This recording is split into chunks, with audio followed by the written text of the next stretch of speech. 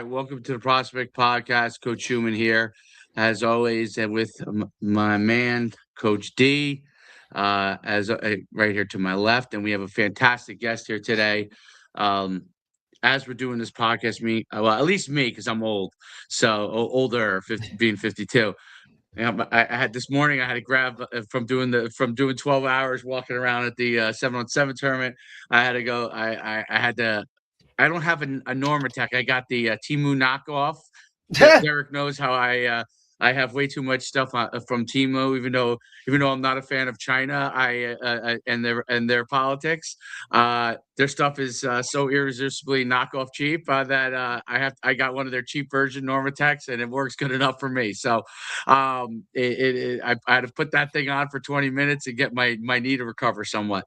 We have a fantastic guest today, a guy who is really doing great things with respect to basketball, coaching, obviously young kids. I mean, kids up to the high school level, but really has a fantastic emphasis with the youth athletes and really developing them. And my son was at a couple of his camps, and he really enjoyed it. Did a great job with them. He's based in Monmouth and down by near Ocean County, and he does a great job running these camps and these individual training. But it's not just that. Like, he's an elite skills trainer, high intensity, and really develops the kids. But he really has a way also of communicating with the families, being able to get his stuff out there in really a unique way, helping everybody understand from the almost like a blog standpoint with respect to how he gets information out there, and making sure that they understand skills that they need to get better. But also, obviously, does a phenomenal job marketing wise. So you can learn a lot on not just the sports side of it and the coaching side of it from him, but also on the business side as well. He really does a great job with it. His background, obviously, he was a fantastic player as well at Howell High School. Was an MVP, was a team captain. He was an all conference player as a senior. He was a physical education teacher for 15 years. Was assistant coach with Howell basketball for 6 or 7 years. I think you were a coach there with them. And it was a JV coach and varsity coach with Brick Township girls basketball in 2000, starting 2016. He was there. So he really does a great job. Really coaching kids and getting developed. And I'm assuming it's a full-time gig now for him, since it said, since it was 15 years he was a teacher, and it didn't say he's still a teacher. So I'm assuming that's become a full-time gig, which is really a tribute to how he's built his clientele and his business, and obviously his skills in coaching, because otherwise people would not be continuing to come to him. And that's really what he does really well. So it's great to have you on, Nick. Yeah, thank you for having me. Yeah, I haven't been in a school since 2021.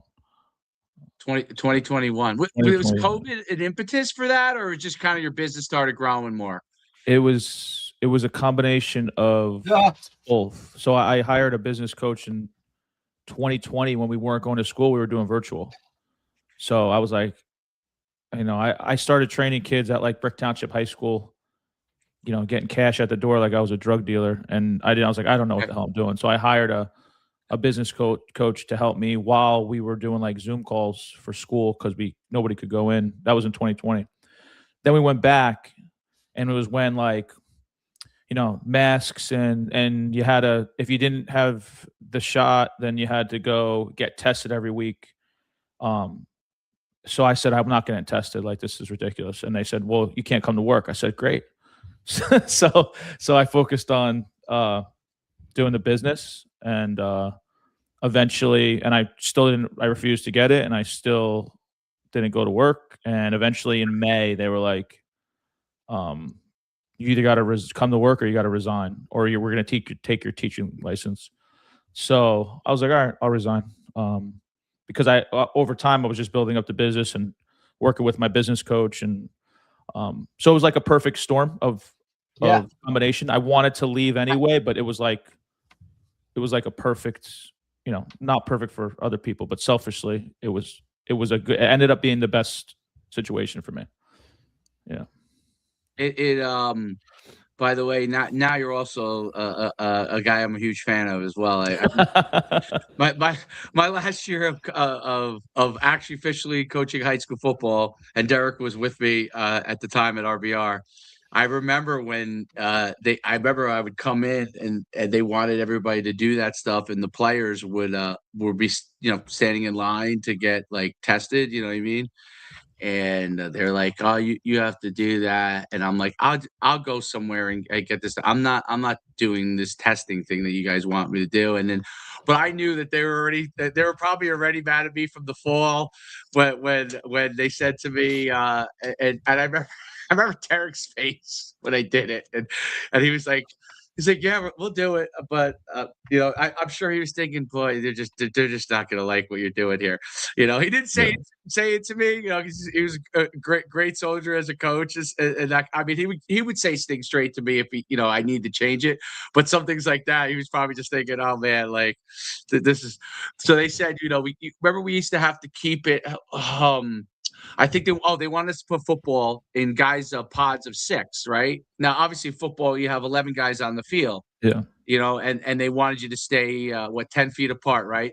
So Yeah. I said, okay, we'll just have everybody in their own pod, 10 feet apart. So I'll run my offense stretched across the field. You know what I'm saying? And we were doing it. We did it. And so the trainer comes out and and then after practice is yelling at me. And she said, "Well, you're not having them in pods of 6." I said, I did it even better. I said, they're all their own pods.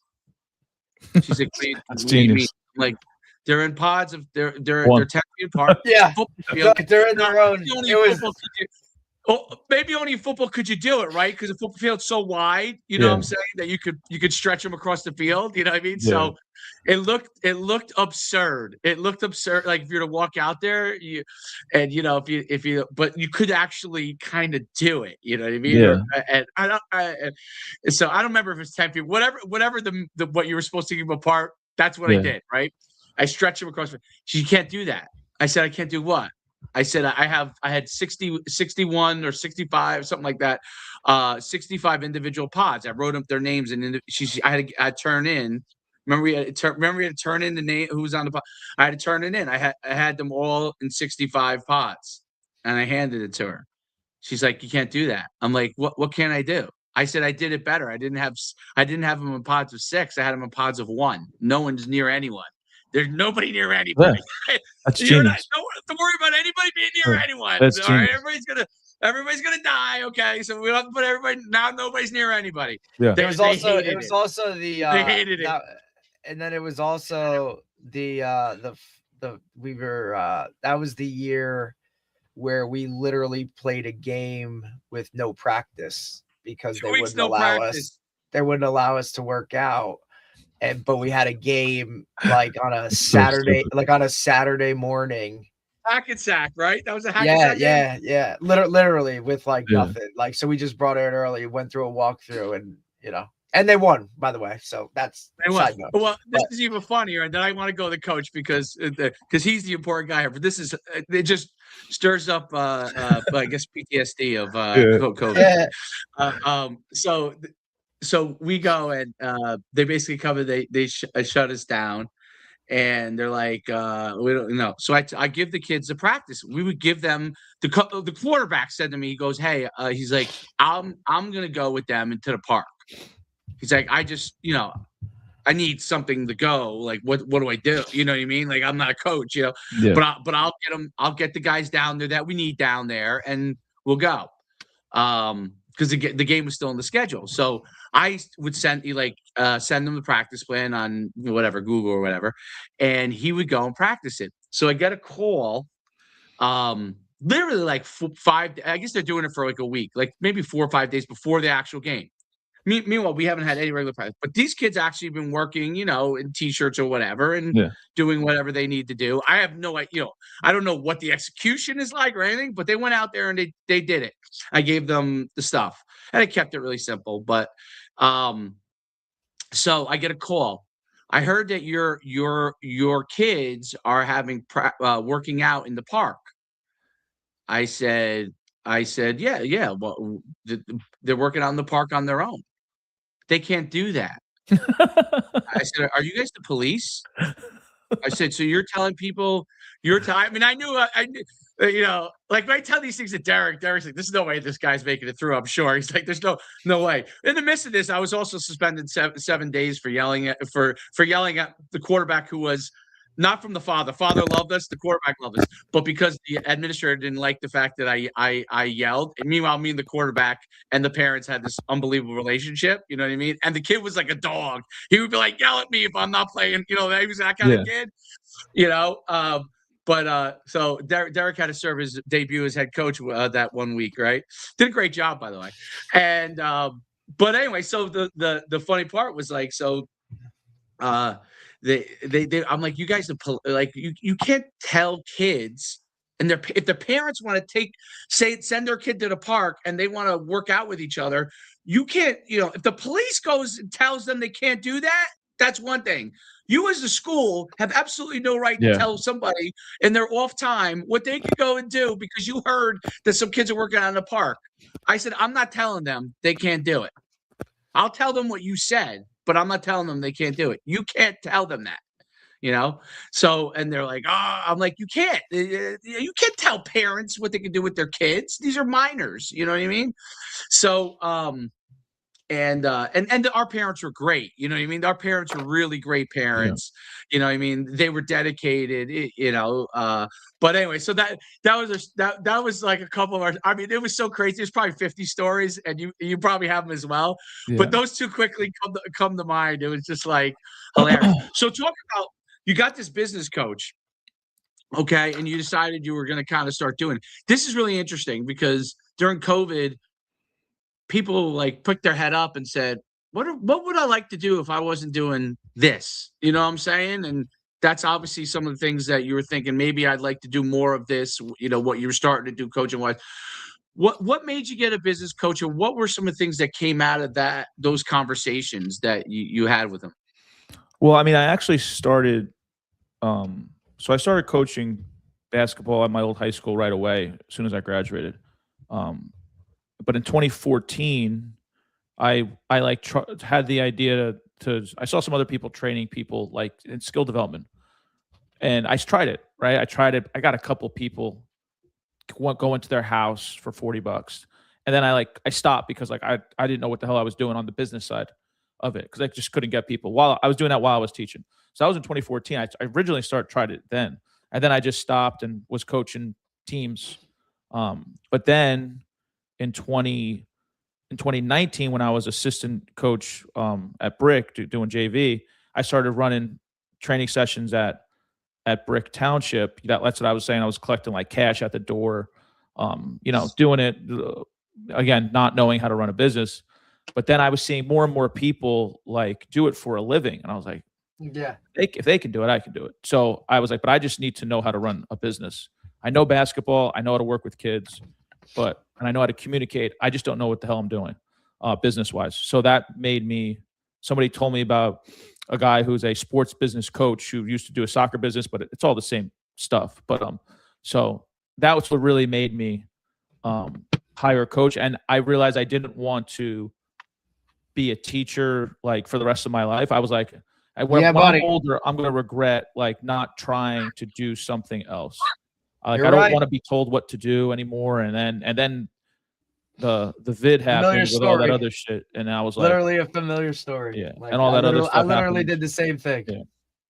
So that really motivated me to like, when I just got tired of being told what to do and having like a set income based on how old you were, not based on how many pieces of paper how many pieces of paper, like just nonsense. Yeah. So as I was just getting older, I was just like, I can't, like, I know I can do more than what's being offered to me, because I want to be rewarded for my skill set, not for being just an older teacher. Yep. That started, as I thought about it longer, I was like, this doesn't make any sense. Why are you rewarded for how old you are? Even, it doesn't matter how good you are.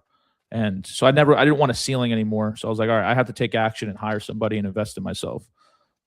So like all those thoughts were going through my mind when I did that. So. Yeah, I think that's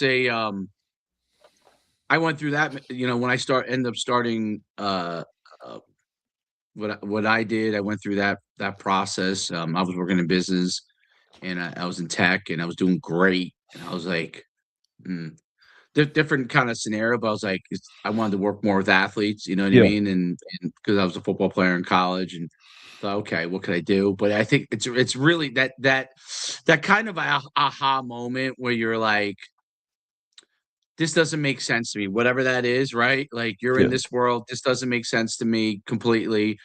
I have this skill set. I think I could, earn more from that. I think I might be able to reach more kids too, right? Yeah. Like, the beauty of coaching is that you're locked into a group, you develop a great relationship with those kids, and that's a group that latch on to, which is phenomenal, obviously, and that's one scenario though to me. Like, that's and we were just, Derek, like, my father still is a coach at 85 years old.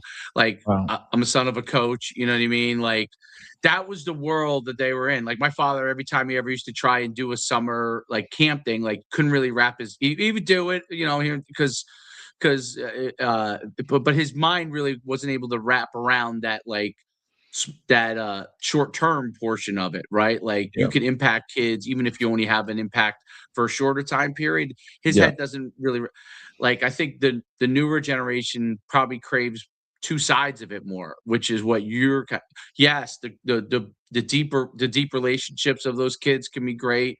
You could also do that in a business mode where you Yeah. have teams or whatever, right? You Mhm. have your own teams.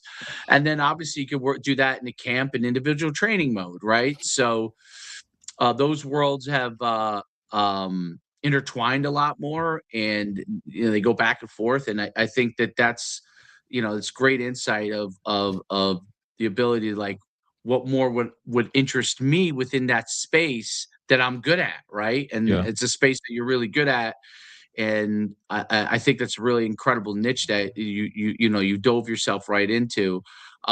When you transition you transition from going, you got a coach. Now you started to, like, operate the business part of it, and you started to develop your programming. What like, because one of the things that attracted me to bringing your my son to you, because we have a place right around the corner that we go to, like, consistently, because it's literally around the corner, and the guy does a great job, but, like, it's around the corner, right? So Yeah. convenience standpoint. But I was like, we should go here. Like, I believe he teaches some different stuff, like, and some things I think could help you as you're starting to improve your game. I think this was a good time to do it. So how did you develop your programming, like, and kind of start to intertwine and build that map of what you thought was important within basketball? Yeah, I would say my business coach that I hired helped me a lot with that, like the structure, adding other things other than just, hey, when I see you in person, that's when I coach you, because there's other things you can do to stay connected to people, to the kids, and get them better results, not just when I'm, with them in person. So from him, that structure. I also started off doing like Zoom sessions, because when I really started working with my business coach, nobody was going by anybody. Unless you're going to the park with the those kids were meeting up at the park. But so I started off doing like Zoom, literally like live Zoom trainings. So that was basically just because of the time that you were, like, just because it was post-COVID or Yes. whatever, or it was, you know what I mean? So if you Yeah. really want to talk about, like, the perfect storm with everything that really Yeah. kind of hit for you, Yeah. that timing of everything was Yeah. really on It point, was. It because was. had it not been like that, you would have, like, maybe that wouldn't have been a thing, right? Like, you wouldn't Mhm. have been doing Zooms or whatever. Not that people weren't, I thought that was like an untapped market almost, that people were like, now we're almost forced into having to do. Everybody Yeah. kind of had to pivot to that in retrospect. But yeah, I think that's awesome. Continue with that though, because I'm Yeah. curious to see kind of where you took it. So yeah, we were doing like ball handling and footwork. I was just teaching to the camera.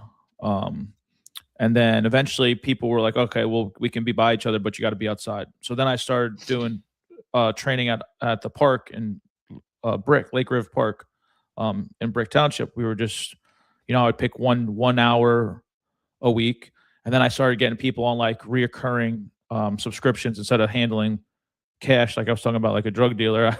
I was giving them automatic billing, and then I didn't, if they wanted to cancel, they had to let me know. But like that, I got that from the business coach. Like, these are the terms. This is what it is. If you don't like it, too bad, don't do it. In terms of like setting your standards for the clientele. So yeah, then from there, we were outside for a while, and then I got one gym to get when it opened up. And then I added another day, and then I got another gym and I added another day. So as time went on, I just added more days to my main program, and then I started to add more to it, like mindset coaching at the session. And they bring their notebooks, we take notes. So there's a mental component to it, not just basketball. And then we give like weekly homework. We have an online community on the school platform where they post videos and I coach them. Just whenever throughout the day, I can give them feedback. So it's not a live thing, but I can still coach them online on days I don't see them in person. So like I basically have 3 components to my program: in-person skills training, online coaching, and then the mental performance part of it. So now it's not just like, hey, it's a lesson at a park. Like, those don't get results. We're looking for a transformation from a program with a culture, that has a structure. Doing like one-off lessons is the amateur way of doing it, and that's what I was doing it. The goal is to get a result of transformation over time, and in order to do that, you have to have a program with culture and structure. Just like coaching a football team, you have to have the right culture, but you can do that with your own program. So yeah, that's where it's at right now. Now we're up to like 6 days a week in different gyms, and so they have more access, more flexibility, and things like that. I think that's the ability to how you stage that process and set the right programming is so important, because then it gives the biggest issue in that industry across all sports, right, is consistency. Yes. Like consistent programming, right? Like if it's one of the reasons why I like the place that's literally around the corner. I know I just put in, I just pay a monthly subscription, and you've done that at scale, you know what I mean, which is amazing. I think it's the ability when you add that programming, the consistency becomes an aspect, and you probably see this, the kids' results really, really become different, right? Like it's and from a parent standpoint, which becomes the bigger component, right? Because at the younger ages, the parents there's so many, especially in the last, I would say 10 years down here, or since I moved down here 8 years ago. From the time I started coming down here, maybe as 2 years into it, I started to see, and it's continuing to boom, the programming has come down here. Where I came from in North Jersey 15 years ago, it was already like that. You know what I mean? Like, we had so much stuff everywhere. Like, I had a gym in 2000 from 2003 to 2011 for strength and speed, just for athletes. But I wasn't the only one. There was one on every corner back then. You know what I mean? And then I sold it and was running the camps and stuff, and running it. But in North Jersey, we already had so much programming. When I moved down here, at first it wasn't that much, and then guys like yourself, and in the other sports too as well, they really kind of, the programming is boomed down here like it was, and it's really like a big growth thing, I think, down here as well. And but it's really interesting, the consistency and how important that is. I'd love for you to talk about like the differences you see when you start to make consistency available for the kids. And the kids who have been stuck with your program, like been with you for a good amount of time, right? They continue to stay with you. What have you really seen what that consistency has been able to do for them? Yeah, I mean, I literally, like, I have transformation videos on my website of when the kids started versus where they are now, because they were able to like post homework videos. So I'll have a homework video from 3 years ago, and now you can see them now, and you could drastically see the difference in skill. Now, obviously, a kid's going to get bigger, stronger, faster as they get older, but it doesn't mean they're going to be more skilled. That is something you have to acquire through, the repetition of doing the right stuff. So yeah, we've seen kids be able to barely dribble through their legs, and then they can you'll see him in another video dribble 2 basketballs and have a phenomenal control. And that really stems from like really the homework component that we do, because we have a weekly assignment. Because obviously you can't, even though we offer a lot of days, like you can't come to me all the time. You have other stuff going on. Right. But the goal is, what are you doing when I don't see you? And are you doing it, consistently? And are you held accountable to doing it? So the video doesn't lie. When you submit a video, I literally know you did it. And then I can give you feedback on how you're doing it. So the kids that commit to that the most and just make it a daily habit of, hey, I do my basketball homework, even if it's for a minute, 5 minutes, the goal is consistency. We want to do a little, a lot for the period of 5 years. It's better to do that for 5 minutes every single day and never miss than to think, so most kids think they got to train for 2 hours every single day. And then what happens is they do it one day and then they never do it again, right? It's consistency, do a little, a lot, that is going to lead to the big results. So that's what we try to do with like the homework component is, hey, we're developing the habit of doing something daily and something that you want to get better at, which obviously when they're done with basketball, they can add to other things in their life. We're training consistency, and no matter what it is that you want to do. So the kids that are consistent with that part of, hey, I take action on my own, even when the coach is not right in front of me, they get the best results. And then we can physically see it through, hey, this is where you started. Here's you doing the same exact drill 3 years later or 2 years later. And it's like another kid. So that's incredible. I've seen some of that stuff that you have posted. And I think that's a huge part of it because, and your point about, yes, kids will get bigger, stronger, faster, obviously, as they mature, but the skills can drop off, right, if they're not being consistent. Yeah. And they should continue to improve. And I've seen that a lot because people they start to pull themselves in each direction. They try to, as parents, like we talk. Well, that's where I was going to take it, Dave. That consistency is really hard with parents nowadays because the kids are being pulled in so many different directions, and also being told with the, look, AAU basketball really was the foundation for sports in seasons other than the main season, right? Like AAU basketball kind of set the tone with that. Now we've seen it go into flag football and baseball and all these other off-season platforms. But the consistency for skill work, I think, is something that kind of drops off when you're talking about it, because a parent they don't know it's hard for them to decipher which is better for them, right? Should they be playing on this team, or they're playing on the town team, the travel team, the rec team, the national team, right? Then they have their school team. When do they fit in a trainer, or what trainer do they go to, right? Where that, like, am I going to a shooting coach? Rest? Right. Like, where they put a day of rest somewhere, right? Do they need a strength and conditioning coach as well, right? Like all of this, like, and we're talking in like a pre-puberty stage, and we're still trying to like jam all this down their throat.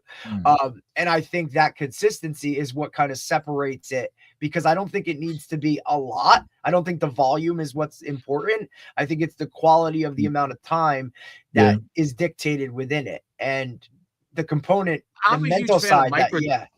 Go ahead. I'm a huge fan of, like, so when we had, I don't know if you know who, I reference these guys a lot. Not that I do everything that they do, but they introduced some concepts to me that I think were really important. And one of the things that Tony Hollard, and I don't know if you know him from the speed world, but he's a really interesting guy, and his consortium, his football track consortium.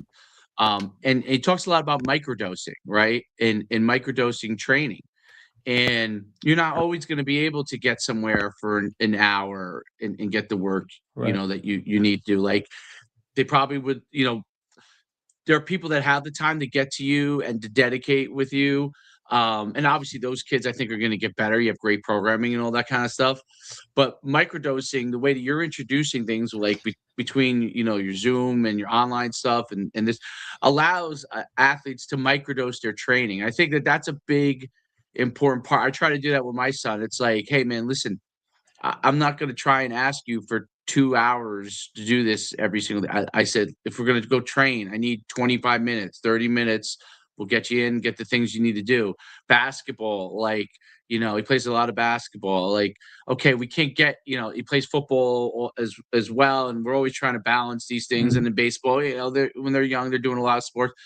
But I said, listen, you know, just get into literally in the garage. I have the hoop. It's a high garage, so you know, obviously we don't have the length of a regular basketball thing. And now it gets nice, I can pull it outside, but in the winter I don't, right? So I'm like, listen, just take 30 to 50 short shots, you know what I'm saying? And do it. Or you can do layups, you know, and just get it in a few times a week, right? Besides the basketball you're playing with your teams, or if you take it, I tell people all the time, it literally takes us 10 minutes. I'm not kidding. Like, now, obviously I'd like to do more, you know, a lot of times, but I know that, like, if he's doing all these different things, and then I try to overload, like, the kids shut down. And this is what parents have to understand. Like, kids, if you don't give them that mental space to shut down, they're going to figure out how to shut down a different way.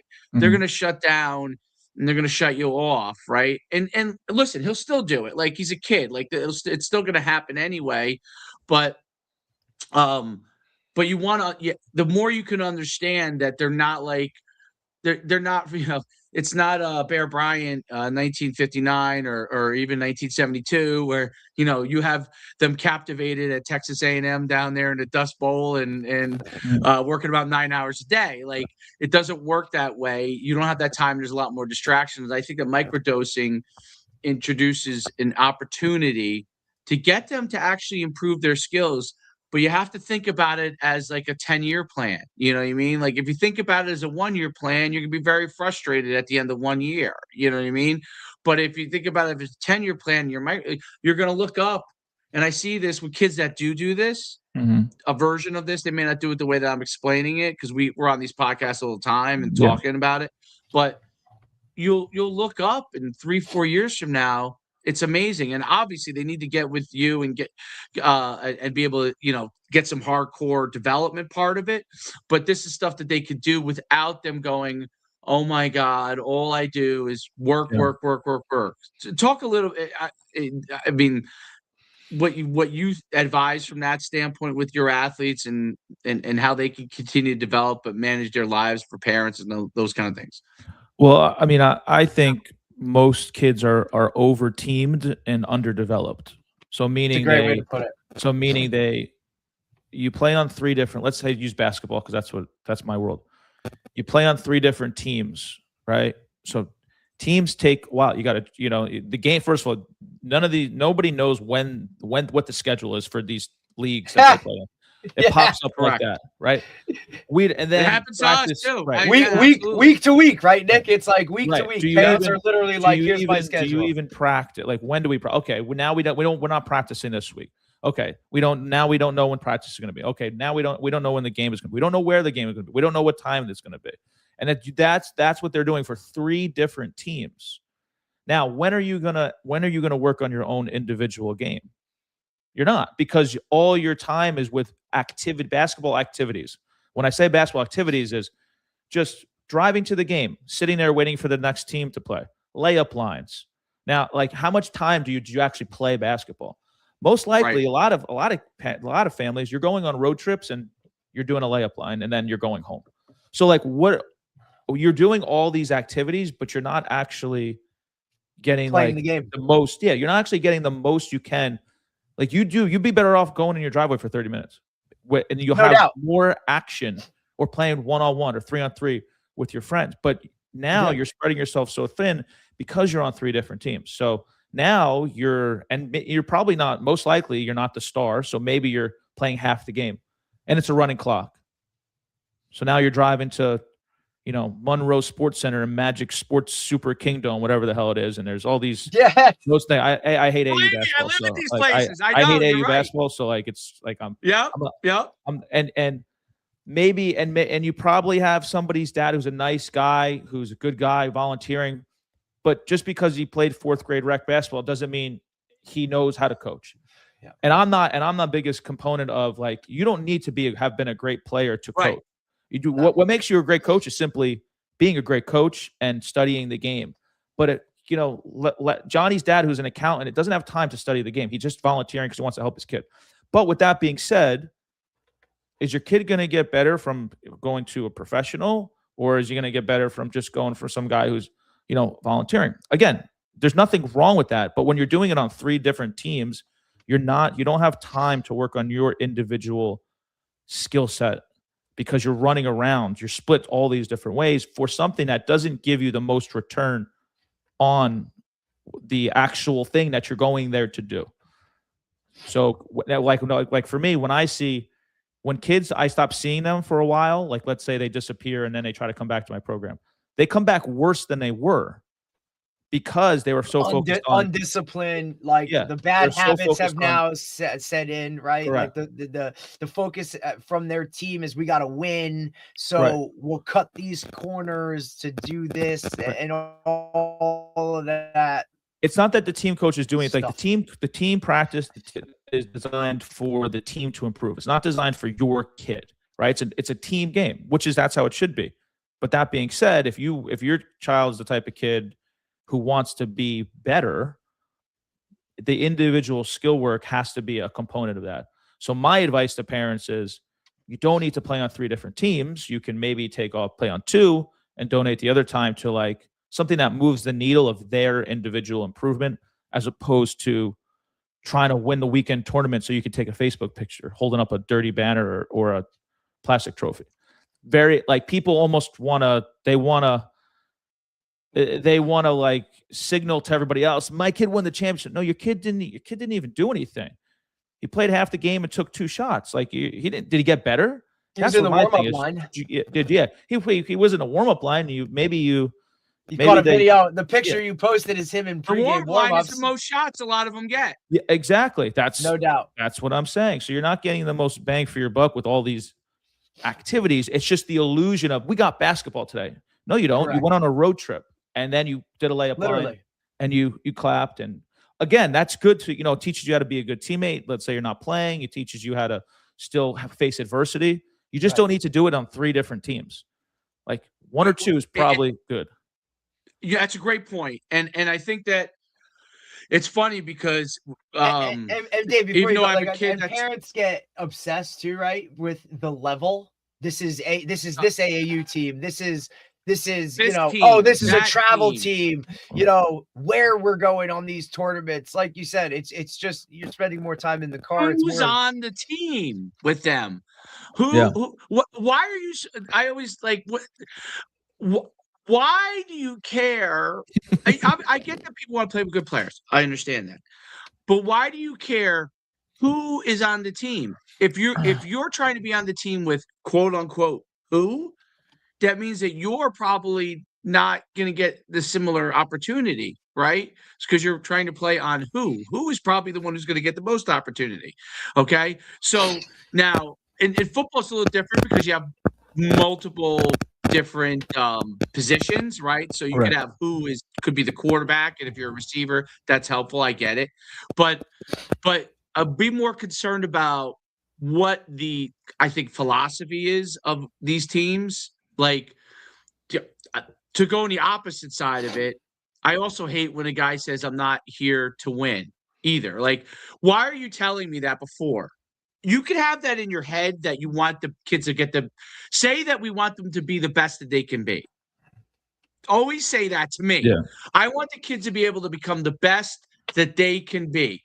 If we win at the end of the day, we call that the bonus plan. Okay. Because a lot of times you're going to lose. Like people don't realize they only think they're like, sometimes they're shocked. Like, or I'm like, dude, you're going to lose games. Like people lose. Okay. Yeah. Like, if you're on the overwhelming majority winning side, consider you're probably a good athlete and you consider yourself happy because of that. Yeah. Because, but I hate when the opposite side. My thought process is just tell the parents that you're going to try and help them to be the best that they can be. If that's what your real goal is. Okay. On a team, because overall, even if that doesn't 100% get achieved, everybody knows that that's pretty much what you're trying to do. When you say, I don't care if we win or lose, that signals something, I think, negative to me. Yeah. If you say, hey, we're trying to win the championship, I think that also says something negative from a development standpoint. I learned this a long time. My father is a coach, and he's a track coach. So kind of, it's an individual sport. So obviously that's probably going to be the goal for every athlete, right? To be the best they can be, because some kids could be champions. Some kids are just trying to run a little bit faster time next week. You know what I mean? Yeah. So, and he's always emphasized that, and it's always been important. But parents have a hard time with that when you say that to them. Mm-hmm. So I'm gonna preface that with saying, having coached a lot of teams as a dad, and obviously as I was a high school football coach for 20 years, right? So parents have a hard time when you say trying to be, because I think it's not sexy or whatever. You know what I'm saying? Like, at the end of the day, it's development. It's helping them get from A to Z and helping that happen in the best way possible. Talk about the education part that you probably feel needs to be done, either from your end or even if it's not from your end, that has to be done when kids are playing their sport, playing basketball, that can help them to really grow. What do you mean by that education part? The education part of what you try to say, hey, how you try to educate them to understand these are the things that can help them to get better. You mean like what specifically we do in the session, or what are you, the technical side of session? Yeah, when so you talk about how AAU, right, mm-hmm. is not the most important thing, and they're worried about winning this trophy. And if we're talking about helping them be the best they can, what do you do, or what do you try to advise parents on to help them to make sure that they're doing the things necessary to be the very best they can? What are the steps for them that you believe they should start to do in order to be the best they can be? Yeah, I mean that just what I said before is that you're over-teamed and underdeveloped. I would take a look at your schedule and say, hey, are we just doing a lot of traveling, or are we getting better? Right? And look, I think teams I think you should try to win. What are we doing? Of course you should try to win.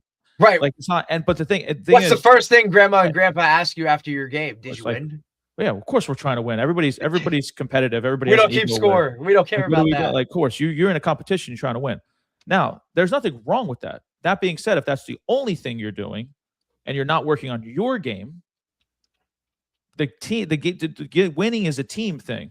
It's not a you thing, because you might not be the main. If you're not one of the top 2 players on a team, are you going to get the repetition that you need to reach your potential?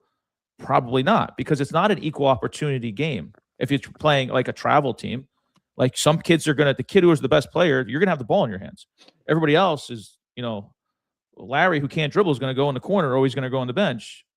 Is he getting better? No. Is he on a good team? Sure.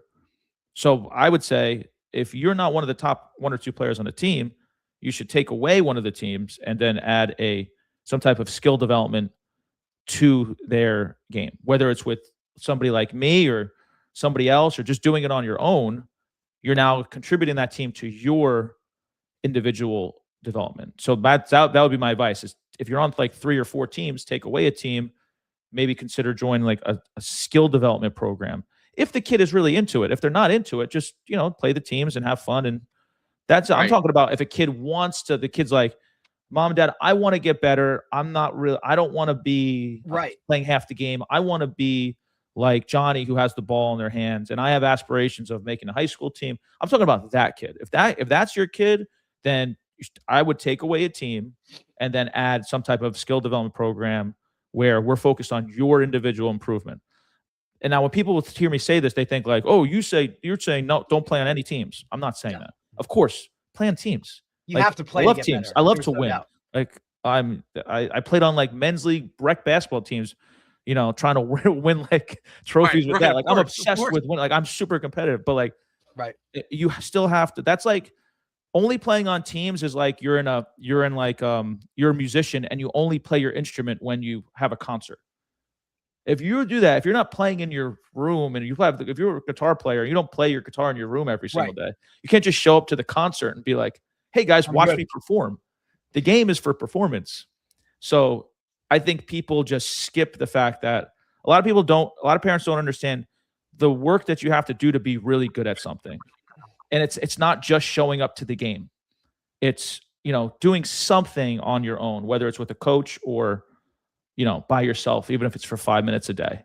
It's not just when the lights are turned on, right? Correct. Like when the game. It's not when I put my jersey on, when my uniform's on, when I have a game. Right. Nick, do you think that, and I think this directly correlates to it, like the game of basketball itself is a skill-based sport, correct? Right? Like for the most part, like if you have to, again, you have to practice how to dribble, right? You have to practice how to shoot, right? A lot of those things, those skills are formed, in my eyes, outside of a quote unquote organized team practice. Correct. You may have elements of a practice where you're shooting free throws, or you're working on your shot, or you're doing, dribbling drills and passing drills. But ultimately, practice, those hours are for team-oriented offense, defense, that kind of thing. So in that balance, right? And look, I attest to it the same way, right? Because hoops was my first love. I love basketball itself, but I didn't really take my game to the next level until I took that time to go out in the driveway and shoot 100 free throws, or to do those drills on my own, right? How do you kind of get that across to your clientele, to parents, that so much of the game itself and what they want to see of the team winning and your kid doing well and doing all of those things is based around the skills that now they have to go and do and put that other time in on their own? How do you kind of get that across? Because that's a hard point to drive home to tell a parent, or just it's really hard too, because we've seen the skill stuff. We've seen all of this stuff start to be pushed to the lower ages, right? Where I feel like now parents don't know when to flip the switch of, hey, this is fun, but you know what I mean? Like now it becomes a little bit more of like, you have to really hone in on it. And it's not just all about quote unquote fun. Or is that something that's kind of an eye opener if the kid isn't having fun doing the skill-based work, right? That's not glamorous, or it's not in the spotlight. Is that an eye opener of like, maybe this isn't the route to go? How do you deal with that kind of whole conundrum of a conversation? I think it is like, if a child isn't willing to do anything on their own, like I'm talking about like anything, like they're never, like, you're a basketball player, you play on basketball teams, but you just refuse to go dribble in the garage or do anything that's like on your own, like any initiative, I would say it's probably not. Play at the rec leagues. Play in your rec leagues, play in the rec leagues and play for fun, because they're interested, they're not committed, right? There's a difference between interested and not and committed. I'm interested, I do it when it's convenient. I'm committed, I do it every day, no matter what, whether I feel like it or not.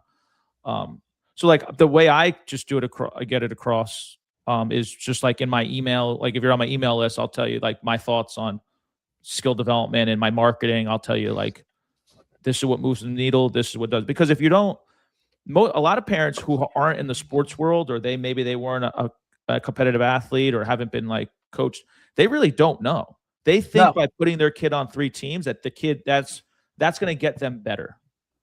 Now, can it? It can, but it also very much depends on who's the coach. How much do you practice? What skill work are you doing? Team practice, running plays and X's and O's is not, and running an inbounds play is not going to get your kid better. It's going to help them understand plays, but that's not going to individually improve their skill set. So I like with my marketing and things like that, my emails, I try to explain that to parents who they're trying their best. Everybody's goal is to do the best they can for their kid. No doubt, no parent wants to be like, hey, I want my kid to do bad, right? Or I don't want him to succeed.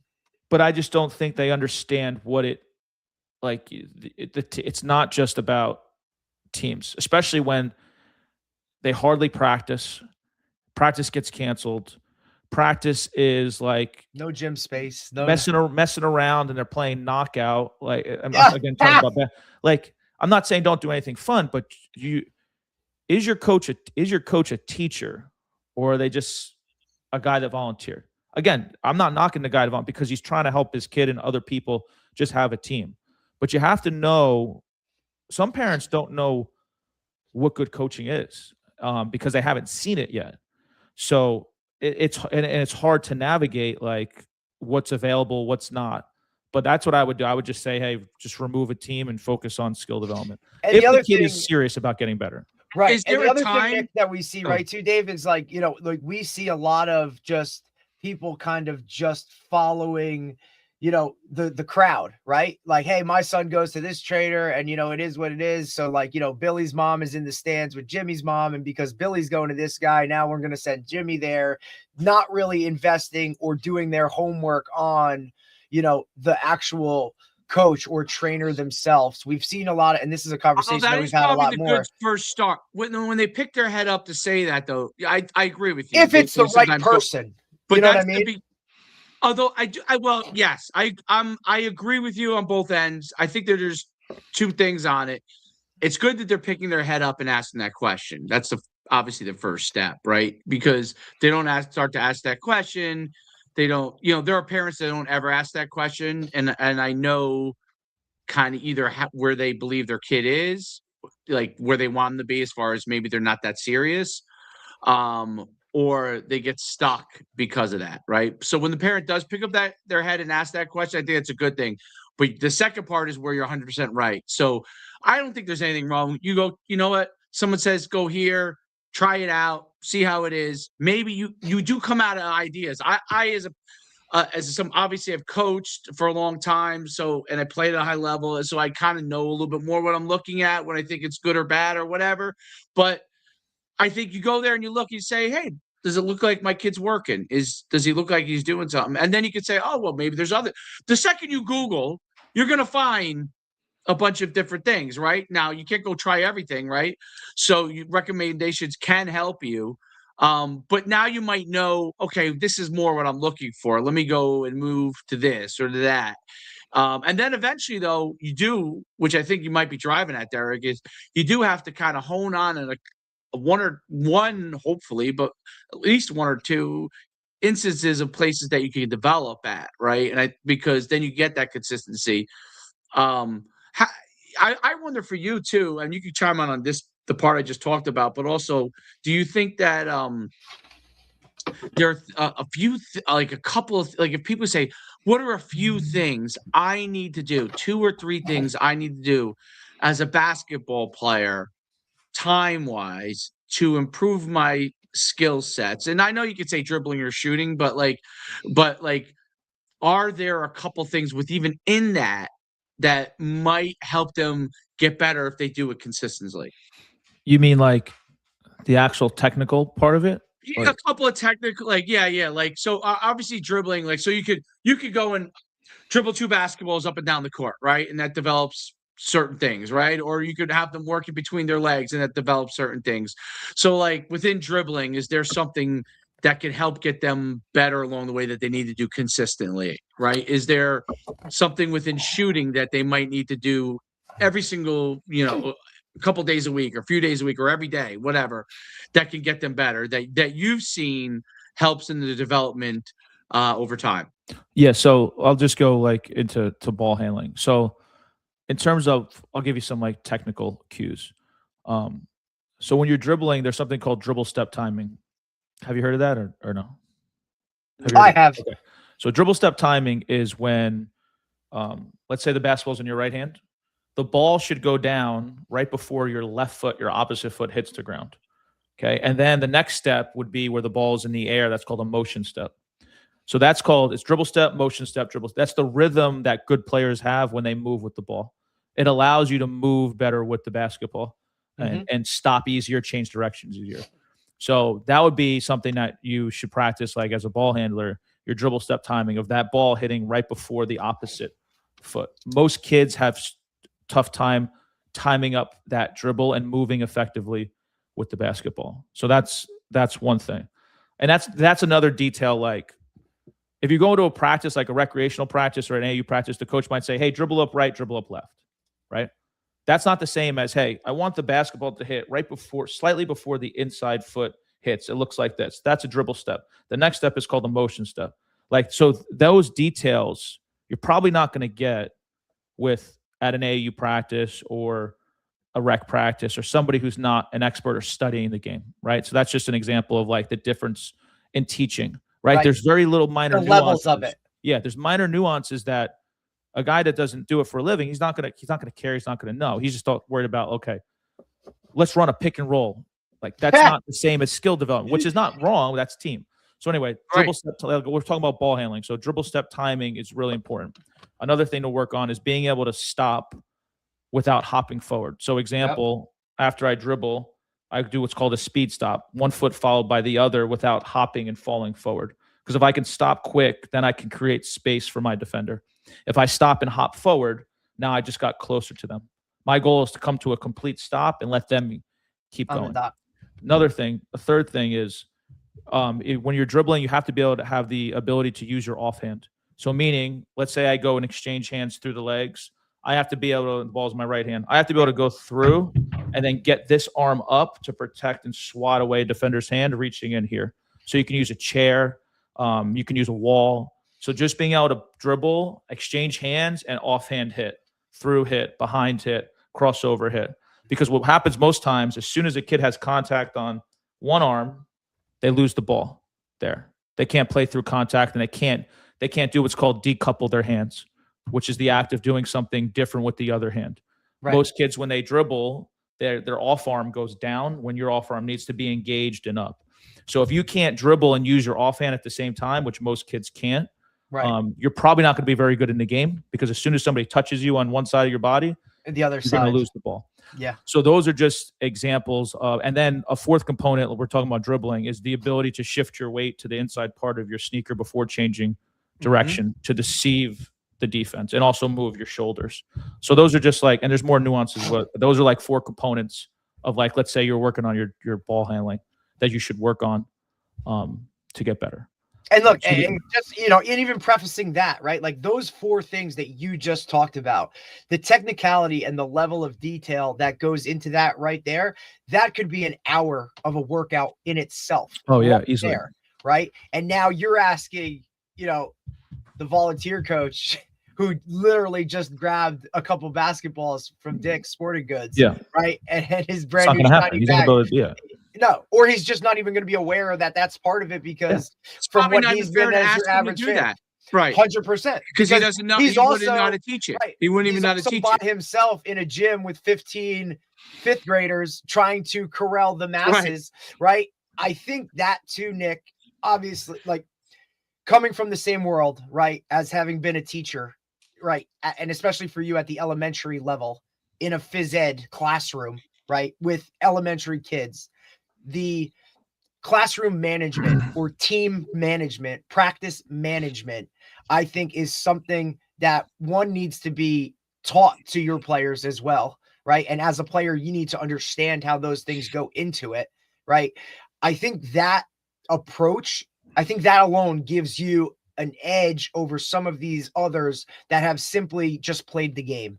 They've never been within a classroom setting, because we know really good coaching is really good teaching.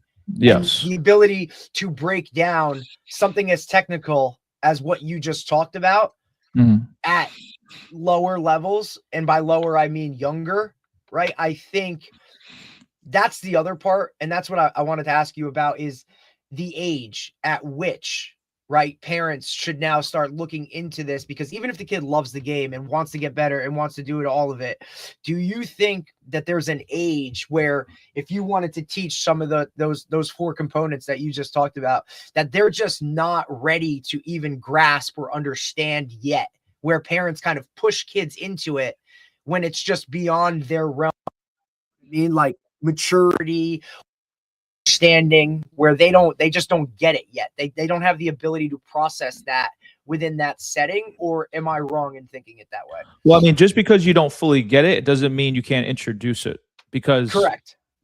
You could, like, I've taught dribble step timing. Would I just go to first graders? Right. You just take out details. So the lower level, the younger the kid, you take away some details so their brain doesn't explode. The older the kid, you can add more details, because they can conceptualize it, they can take it in. So you could teach the same exact thing and make it easier for a younger kid. I do that I have a program called my Little Hoopers Academy for 1st through 4th graders. So we do 30 minutes of skills and then 30 minutes of 3-on-3 play. So I'll teach the dribble step timing. I'll teach using your offhand. I'll teach them all that. Well, I'll just teach it in a way where it's just simpler and remove details. So you can introduce a very young kid to a concept, and I don't think they have to get it. What they have to do is just hear it, because then when they hear it again, I know, yeah. Then they hear it again. They heard it, okay, in third grade. Oh, I heard that in first grade. Okay, now I'm in third grade. And then they hear it again. And by the time they heard it in fifth grade, they've heard it, a bunch of times. Now, yeah, I get this. They have an advantage. No doubt. So, like, I was teaching little kid, the first through fourth graders, about their body language at one of our little hooper session before, like telling them this action right here, this is not good. No, you don't like a call, palms up. Something went bad, you miss a shot, palms up. So this is negative body language. And we talk about that all the time, even with our guys that are in high school. If you're not happy about something, instead of having your palms up, do palms down. Palms down is a leader. This person's a victim. And I just taught it to first graders. And we do it. Do this. This is not good. Do this. This is good. This is what we want. So if something goes wrong, instead of doing this, do this. But I don't care how old you are. That's something like Luka Doncic needs to learn that. Like, right. Do this. Well, that's also part of the problem is what these guys see on TV and what they see on social media, right? Like is what's being, and look, we used to talk about, I remember my father always talking about it. Like, hey, when you watch these NFL guys, they score a touchdown and they're doing all these dances and celebrating and doing all that. Hey, we don't do that. We kind of just go through and like, act like you've been there, right? That's the way I was taught, like the coach, whatever, right? I have like a little bit of a different thing. Like, I want you to be excited. I want you to do all that, but I still want you to be dialed in. And there's a time and a place and all of those things that I think go into that world itself. But with the growth of social media and the clickbait and like what goes viral is usually a lot of the things, it's either North Pole or South Pole, right? They're so extreme in what kind of gets put out there that I think where most people arrive in that middle zone of where they are is not what they're seeing. And they're just trying to mimic, especially at the younger ages when they're so easily influenced by what they see, right? And they haven't yet quite determined who they are as a person. Whatever they see an NFL guy do is what they're going to be, that's the dance they're going to do, or that's how they're going to react to it. Yeah. And I think when it's introduced at such a younger age, it's so much better, because now when I get them in high school, all these bad habits that now we have to go and retrain or just introduce, you know what I mean? Like, I can't tell you how many freshmen come in with terrible body language, and it's just horrible. Like it's always, and then when you say it to them and try and explain, like, hey, we don't do that. That's not the way to go about it. That's only going to hurt you. They look at you like you're crazy because they've never heard it before, because it's either been doubled down on because the example being set for them by their youth coaches or their parents themselves is a negative example, or, it's now it's eye-opening. Like, wait, what do you mean that's bad body language? What does that mean? Like, how does that, it's never been taught. It's never been introduced. And now as a freshman and a sophomore, I'm spending all this time just correcting or implementing things that you would have hoped had already been planted. But because it is that way, now you have to reintroduce it or just teach it from the ground. You're just already starting behind the 8 ball, And it's difficult because here you are trying to teach, like you said, you're trying to get more into the nuances and the skills and the things that are going to make them get to a higher level. Yet you're teaching these foundational things where they missed out on all of these, years where they're true sponges, right? And they have no foundation. It's been taught or coached to do things a certain way. And now you have to go correct it. And you're spending all of that time, when you really want to be coaching a different aspect of it. Right. And here's what happened. Like, so when they get 4th through 8th grade, so before they get to you in high school, what happens is when you get into 4th grade, all of a sudden team opportunities happen. I'll just use basketball. Now, like, you're more likely to play AAU, Mid-Monmouth, travel team, rec team. So the team things get introduced. So this is what happens. Parents fall into that trap of, let's get them better. Let's just add more teams. And then they neglect the skill development part of going to somebody who can teach them body language, effort, attitude, focus, and on top of skills, because they got somebody who's a volunteer coach, doesn't really know how to coach, and that's all their coaches on those 3 different teams from 4th through 8th grade. Now the kid gets to you in high school, and he don't know how to act because he might not have kind of actual somebody who does it for a living, and you can still be a great coach if you don't do it for a living, but you're more likely to get somebody who knows what they're doing, obviously, if their life depends on it.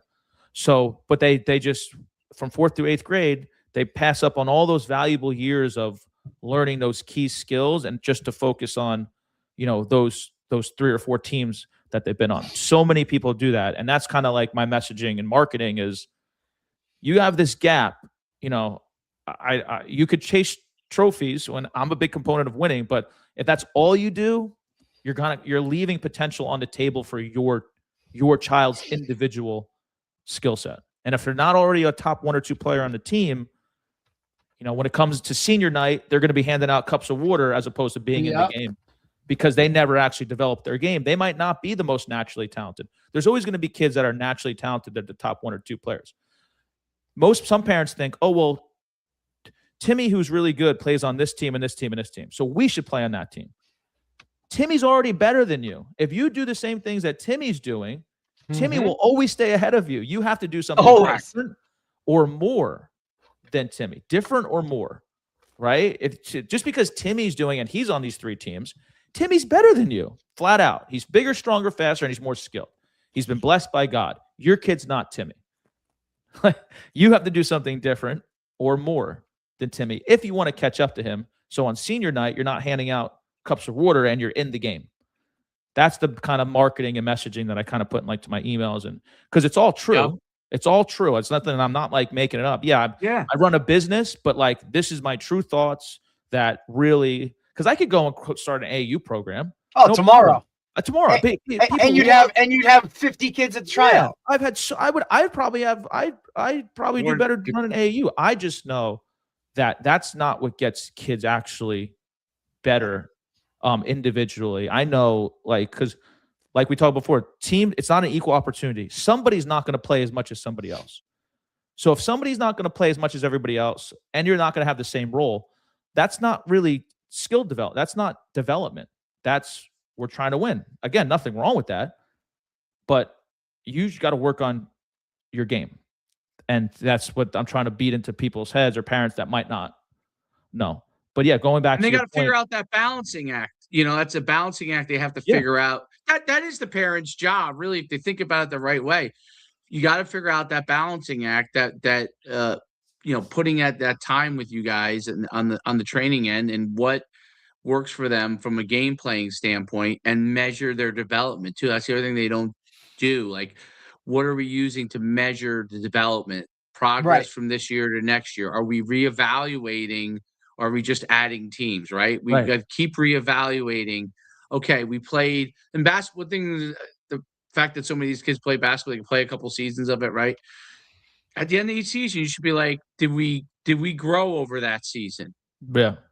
Okay, we did. All right, looks like what we did these last 6 months helped him. He played better, right? Because the games are your test. Like, that's your test day, right?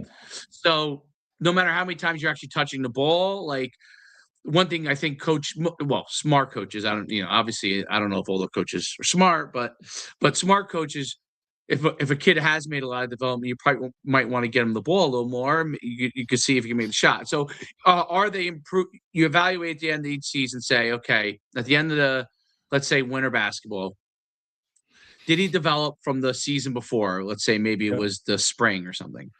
Yes. Okay, great.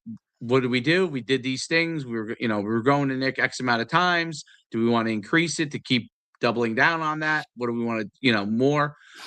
Do we want to add a team? Do we not want to add a team? What next season comes along? Okay.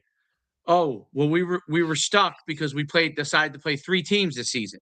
And right. And all of a sudden, somehow we got stuck. He didn't get better. We actually got stuck in limbo land, which happens a lot. That happens all the time. Limbo land. That's what happens all the time. They add 1, 2. Now but you have to, like, that could happen to a parent. Okay, I'm going to try and, increase the volume of games, right? All right. You at the end of the season, you're like, look, he got stuck in limbo land this whole entire season. I never saw, he was kind of playing the same the whole entire. Okay, take a step back. Now we got to reintroduce much more training. We got to, and you got to do that. I think you got to do that each season. Listen, you might be an accountant, you might be working 80 hours a week, whatever. I understand how it is for parents, but when you go to the game, you can't just look at, oh, he didn't get enough shots. Oh, coach sucks. You got to look at where they're at. Okay. You got to look at where they're at and what you need to do, and try to do it as objectively as possible, because, just getting mad at every coach and changing a team, that's not going to be your solution. Your solution is, what do I need to do to improve? Because otherwise, the same thing. This is the trap too. We see this in football all the time. I'm sure, obviously, in basketball, we see it all the time. They get caught in a new team trap. Yeah, it didn't work here. I go to a new team. Yeah. Oh, that guy also. He was, dude. Every coach. I say this parent all the time. Every coach. Look, obviously, there are coaches that are complete jerks, and there are coaches that are elite coaches, right? Most of these guys are somewhat in between, right? Yeah. So each guy does this thing. He does this thing well, but he doesn't do this thing well. So if you keep getting caught in that trap, you just get changed teams all the time, right? Yeah. And maybe one time you happen to land on a great coach. That may only happen 1 or 2 times your whole career. Right. Or a coach that you just have a different relationship with, that really has what's vested for the best for you, right? In terms of your development. That's why you got to. That's why you got to assess your own development, because you can't and this is obviously come from a coach. Derek's a coach. You were a coach, but I have to say, like, you don't want to rely on the fact that you want the coach to somehow do this for you. Yeah, it's not. You've got to take it on yourself, right? And if you end up being in a place where you end up getting a great coach, okay, that happens to be an elite coach, now you're getting exponential benefit, right? But if you don't get that, you're going to continue to progress no matter what happens. No matter who the coach is, you're going to progress.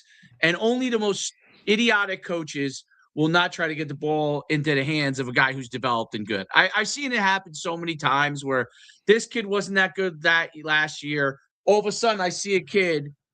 I'm like, this is a new guy. We got to get him the ball more. We got to put him in this position, whatever it is, right?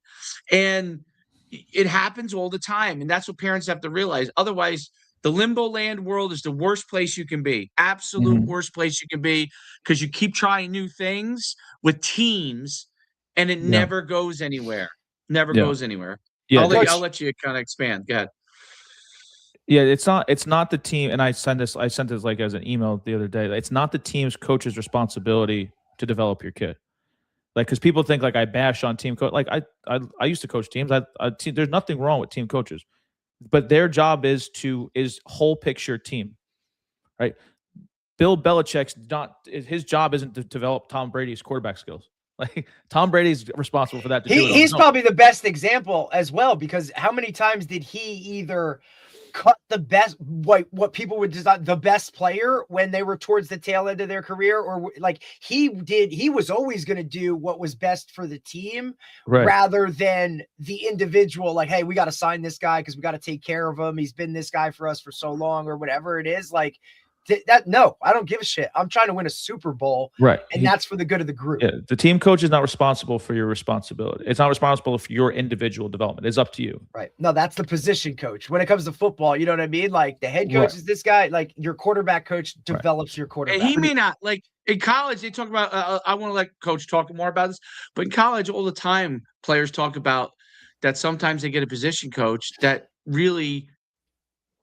This guy's moving up in the world. He's really not an expert in that area. He's just kind of there to put you through drills. So go ahead, talk about more. I'm sorry. Continue to finish about the individual. I'm just, whether you have a position coach or not, it's up to you. It's up to the player. Now, it's up to the player to develop their game. Now, everybody can do this on their own for free. YouTube is free. All the information is free. Now, if you want to go faster, improve faster at a rate. Like, I hired a business coach because I wanted to learn faster. I didn't want to spend 10 years struggling. I wanted to get the information now. So I hired somebody. That's the quickest way to do it now. But if you don't have those resources, you can still do it on your own, right? But you'll go faster with a coach. You'll go faster with an expert. But it's always up to the players, and obviously the parent can help and invest if that's something that they can do. But the kid can still, obviously, like, kids can still get better completely on their own. Like, you don't have to work with somebody who does like what I do. Now, can you go faster? Can it help more? I believe so, but you can still get better on your own. No matter what, it's still like kids in my program, the results that they get is still up to them. Like, you can't hire someone to do your push-ups for you, right? No matter what, you got to do the work. We can guide you, but you're still in the driver's seat. And if you take responsibility, if a parent teaches the kid, hey, you are responsible for your results and you can't blame external. It doesn't matter who your coach is. If it's to be, it's up to me, right? Like, have that mindset. Nobody's coming to save you, not even me as your parent. Because I can hire people to help you, but if you're not super into it, doing the work on your own and giving full effort, nothing's going to work. So it's all on you. And then it's better to have that frame of mind for kids or any athlete, that I am responsible and I can't blame others for my lack of success, no matter what. I am responsible. And I think all athletes go through a point where they start blaming people when things aren't going that way. I know I did that when I was in college and not playing enough. I started, coach doesn't like me, blaming others, instead of taking responsibility. Like, it was my fault because I wasn't standing out enough. But in my mind, my ego took over. But if I had somebody throughout my years like beating to my head, hey, it's up to you. It's up to you. It's up to you. Everything's your fault. Do something about it. Then I think I would have, taken more responsibility and maybe changed my situation. But either way, I would have had a different frame of mind. So that's what, like, we want to empower too on kids in my program is accountability for everything that you do. It's not your mom's fault. It's not your brother's fault. It's not your coach's fault.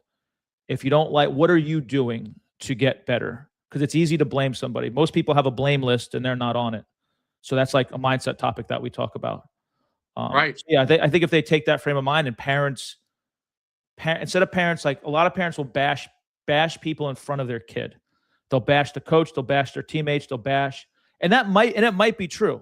Like, their teammate Johnny might be a prick and not throw them the ball and super selfish, and the coach might be dumb as hell and doesn't know what they're doing. But if you do that in front of the kid, you're basically saying, hey, we put everything onto everybody else in life. Whether you're right or wrong, it doesn't matter. But if you're doing it in front of the kid at a young age, they're going to be doing that through the rest of their life. So I think that's a key for parents, is to just help your child learn responsibility for themselves. Absolutely.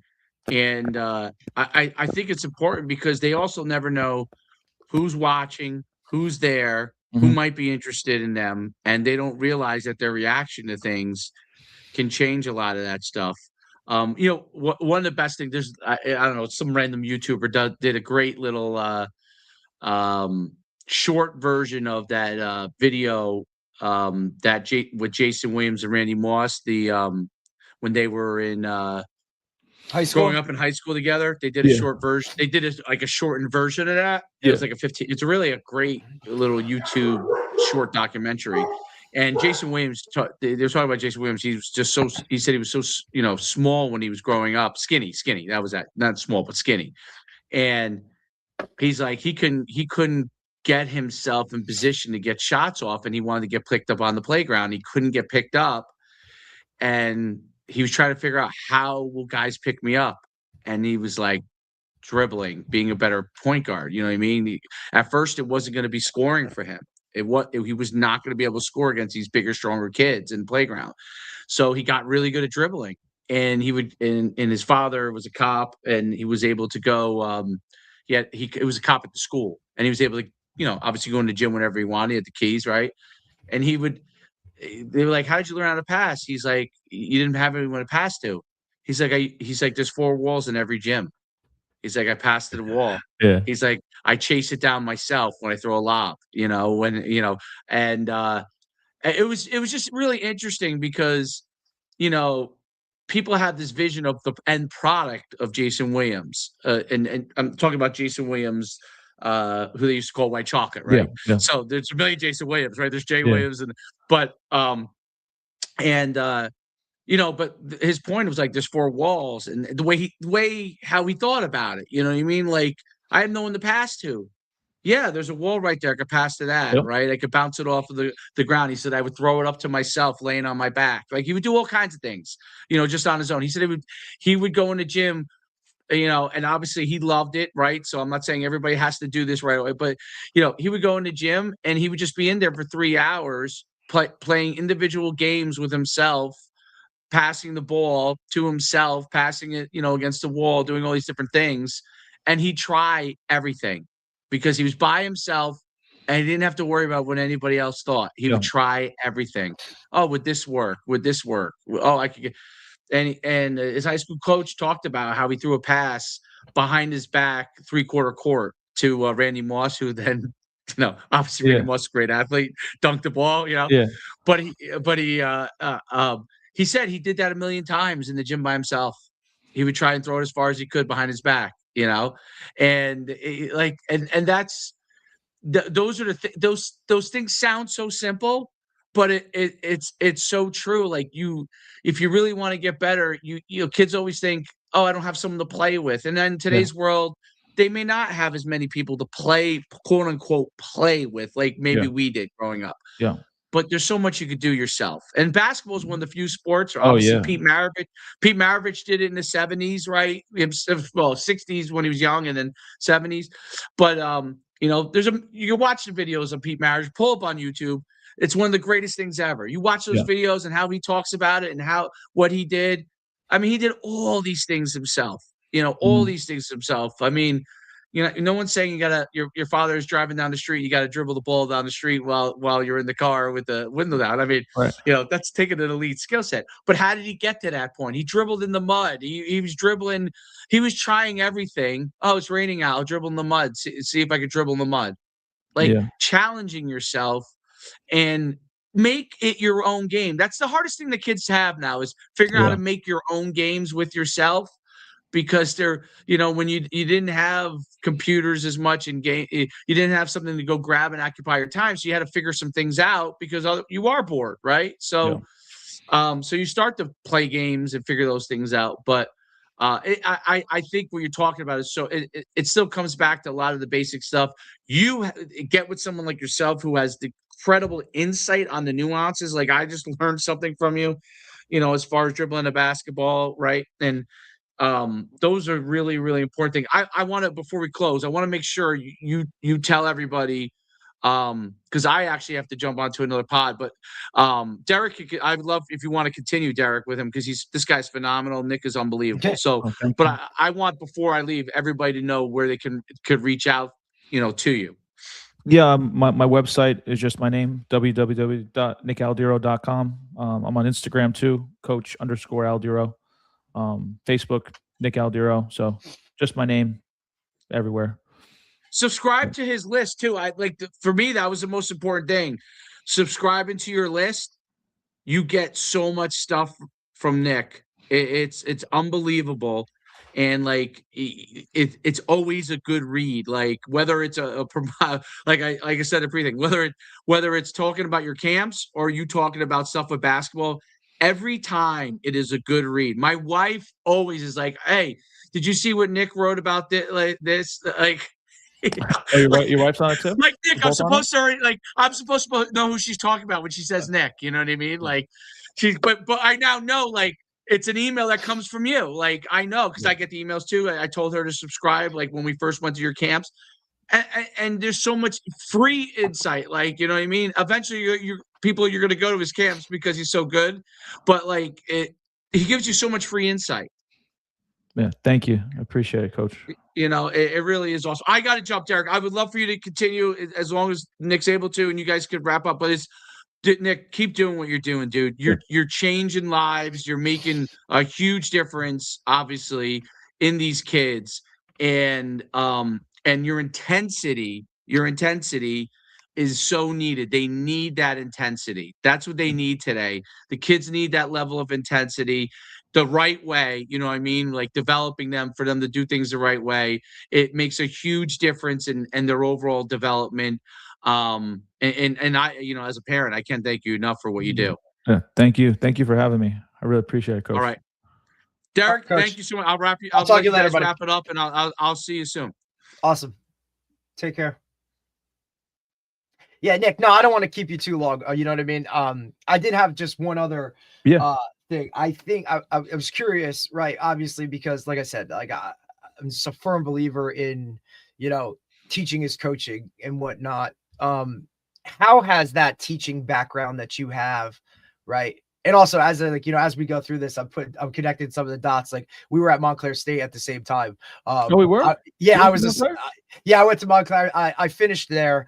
I originally went to Sacred Heart and then graduated from Montclair State. But when I transferred into Montclair State, I believe was your senior year. So 2006, 2005. I was there for 2005, 2006, 2007. Football seasons. So okay, yeah, I was there. I graduated in 08. I needed another year because phys ed was a 5-year degree. So yes, even when I was done playing basketball, I you were still there.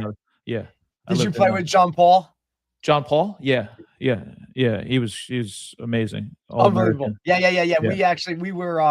We played against each other in high school. That's where we started our relationship. Oh, really? But, yeah. I'm from North Jersey. Like I said, we're from North Jersey originally, Morris County. Yeah, he went to like how something with an H. It's Halden was the town, and he went to Manchester was the high school that he went to. Like a real, right on the border of Patterson, real rough. Yeah, freak show. But yeah, so like I'm connecting all these dots. It's so funny, right? Because obviously it comes full circle. But I was interested in how you felt, like how much of having that teacher background has aided you in kind of not even, you know, the development, the development of your business and whatnot, but just the connection that you have or you feel you have with your players, or people that come to your stuff. Like, how does that teaching background, do you feel like, how much of that, having that, do you feel has helped you in what you're doing now? I mean, I think it's allowed me to be successful because, you know, I was teaching and communicating every day for 6 hours for 14, 15 years. So like, you're going to get good at it. Like if you don't, you're just an idiot. Like, that's where I feel like I have a big advantage over somebody who starts when they don't have that background, because there's no doubt. Yeah. Like if you have the ability to teach, communicate, like talk on camera, display, that you can help somebody. Public speak, like if you can do that, and I got so much practice just, you know, teaching, and I had to do it with kindergarten through 5th grade. So like totally different beast in itself, right? Because I was a high school teacher, middle school teacher, like totally different world. You know, when you're now doing the elementary stuff, like I tell people all the time, like that's really teaching. You know what I mean? Because it's not content.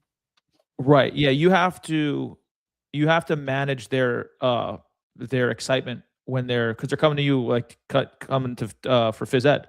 Right. So in elementary school, they're super excited to be there. Juiced. Yeah. Middle school and or especially high school, you have to like not even close to do. It's totally different. So it's more motivational at that point. You have to control their excitement. And like when I was teaching, you might be in there with 2 or 3 classes and you have to lead the whole thing. So when you do that, you get really good at managing large groups of kids to be focused and pay attention and grasp their attention. Because if you can't get attention, you can't teach them. That's number one. No doubt. If they're all over the place, they can't learn. So if you can't manage their behavior in a fun, constructive way, because it has to be fun still, right? But it has to be organized. And then you can teach them. But most people can't manage large groups of kids without going to like screaming or something like that. So that's a skill in itself that I was able to develop just going to work every day and figuring it out. And then I can apply that and I have applied it to my business. So I think that has helped me tremendously, just with the ability to teach and to show that, like, hey, this guy can communicate and help your child. And it's very organized and structured. When you normally go into basketball things and it's like, chaos. My program Literally. is the opposite of that. I could still have a ton of kids in the gym, and it's just as organized if there was 3 kids in the gym. Yep. And I can do that because I did it for so many years, every single day, trying to get kindergartners to do what I want them to do. Right. So yeah, it's been huge. I still wish I started the business earlier, but that helped. The teaching background helped me tremendously with like the actual coaching part. Right. And I see it, we see it all the time, right? And it's one of like, my biggest pet peeves is when you go to, a practice or a workout and you see, a guy up there and he's teaching the drill and you got 15 kids standing in line, right? And they're just standing there. And then you got one guy going at a time, and and then you have the back half of the line is literally screwing around, or they're not paying attention. And it's just that type of approach to it drives me bonkers, because there's so much of that. Like you talked about downtime, right? Or travel time, whatever. Like every minute counts. Yes. And in an hour, right, of a session that you have, if you're teaching the drill for 5 minutes, then you're going to have to go and reteach it again because, whoever in the back or whatever, or just you're talking attention spans in general, right? Of like, hey, you have about, 10 to 15 minutes of hyper focus, like even within a classroom of, say you have maybe it's a 45-minute block, right? Or whatever it is, a period or the time that you have, like you only have them for 15 minutes of full attention where they're actually, and that's if you get that. And that's not for every kid. It's not cookie cutter. You know what I mean? And I'll finish with this, Nick. My last question is, how do you individualize your group training where it's not cookie cutter, right? Where it's, hey, we're doing this, like, because we know that every kid is programmed different. They're wired different, right? So even within a group setting, how do you make it, right, so that each kid feels like they're getting that one-on-one attention, right? And maybe you don't have an answer to it because it is one of those things that I think, look, in 17 years of coaching, how my coaching has evolved where, you just used to teach it to the masses and this is what it was, right? You didn't look at the individual but what I've seen in these years is that, the more you can gear certain things to the individual's strengths, the better, the more buy-in you get from them. And then ultimately, like, the better as the collective goes. So how do you kind of gear that towards the individual skills, but also managing mass groups, for kind of what you're doing in the training world? Yeah, I mean, we're trying to, like, in skill development, it's like the opposite of like the team coach. So the example, what I mean by that is like a team coach is going to put you in a position of your strength. Example, if you're a right-handed player, we're running a play, I'm going to put you on the right side of the floor so you can rip it and go right. What I do is with skill development, we want to attack your weaknesses. So we want to find weaknesses in everything you do is to turn it into a strength. And everybody is going to be doing the same thing. There's modified versions of obviously based on your level. Of course. And I'll give kids the, if you can't do this, do this. But I'm a big component of, hey, what we do is difficult. And it's okay to mess up. Like you're supposed to mess up. Right. So this is a comfort space for you, right? Like this is an area where you can mess up and it's not the end all be all. Right. Because it's not a game situation. Correct. So what I describe to parents is like my program, let's say my main program, I call it the committed player program. It's for 5th through 9th grade. Right. So there's big differences and skill gap. So, but they're all together. But the thing is, when I talk to parents, like I'll talk to parents on like a Google Meet before they even do anything. And I'll say, hey, what we do is based on the older kids in the group. So I don't mind if your child is younger, but they do have to have a level of the ability to handle adversity if they can't do something. Because most younger kids, they struggle. So I tell them that ahead of time where, okay, they know they're going to struggle because it's going to be a little bit over their head. So when we have that group, they know this is going to be difficult. And when I'm teaching it, I'm letting them know, hey, it's okay to mess up. You're supposed to mess up. If you haven't done this enough, you're going to mess up. And that's okay. Yeah, and that's okay. Well, but everybody comes from like, oh, a team practice where if I mess up, I'm not going to play in the game now. Like there is none of that. You're supposed to mess up. In fact, if you're not messing up, you're probably doing the skill too slow. You're probably not challenging yourself. But like in the way I teach it is I teach in a large group. You know, I'd say everybody's come to the circle because every court has a circle around. Yeah. I'll teach the skill. I'll ask if anybody has any questions, and then we'll go to our individual spots, and then I'll walk around and help each kid individually. And what I do a lot is I'll video them with my phone and then turn the phone around and show it to them. I'll say, you see how your foot is here? It needs to be here. Now, obviously, I can't, when there's a lot of kids, I can't do that for every single kid. Absolutely. But if a kid is struggling, I can show them that. But most kids, 90% of the kids make the same mistake. So when I see that, I'll just bring everybody in and I'll say, hey, 90% of you are making this mistake. Here's how to fix it. Yep. Because most kids make the same mistake. So I don't need to individually like hold your hand through it. 100%. You're learning when we bring you in.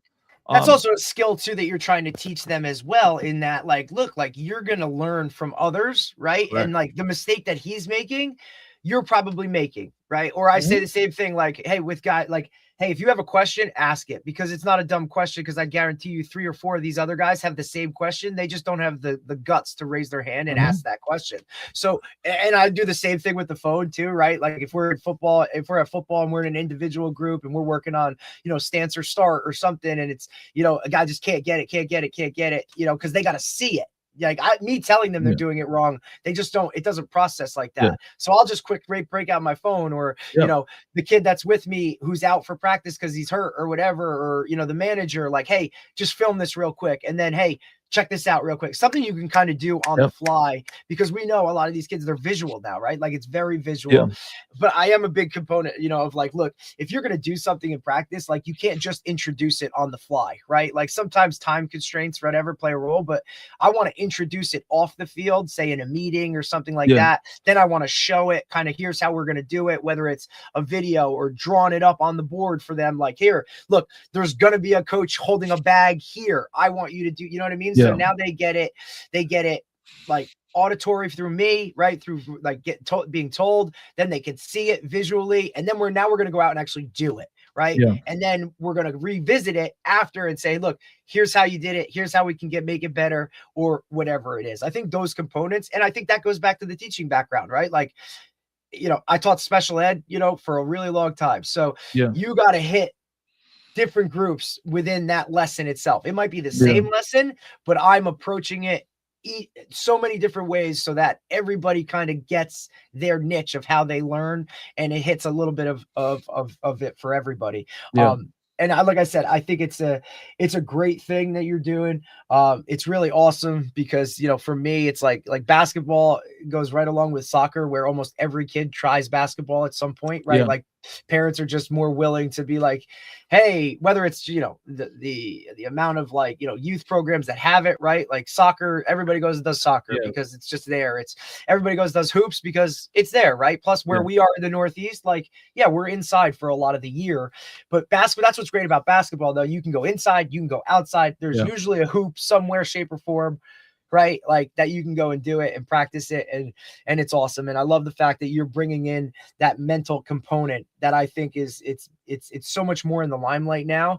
Where we talk to a lot of people that deal with the mental side of the game itself, whether it be on the court, off the court, you know, just dealing with injuries or adversity in some way, shape or form of, you know, maybe you're the best basketball player, but when you go to a different sport, you're not that guy. And how do you deal with that? Or just, you know, the social media world of, you know, likes and people not liking, you know, it's just like that outpour of things that are so much more in the limelight now that kids deal with that, you know, we didn't really have to, because nobody bashed you in the paper unless you did something crazy, right? It was always a reward.